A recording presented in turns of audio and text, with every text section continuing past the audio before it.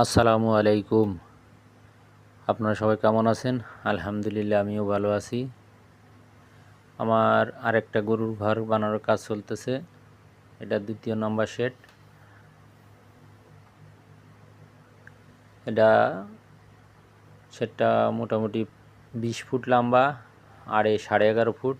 11.5 ফুটের ভিতরেই হবে আপনার নান্দা হবে এই 11.5 ফুটের ভিতরেই। লম্বা ২০ ফুটের ভিতরে 5টা গরুর জায়গা করতেছি। এক একটা গরুর জন্য 4 ফুট জায়গা।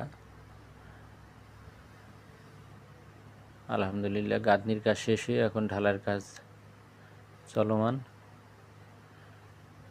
এটা অতি দ্রুতই ঘরের কাজ ইনশাল্লাহ শেষ হয়ে যাবে। সবাই আমার এই গরুর খামারের জন্য দোয়া করবেন।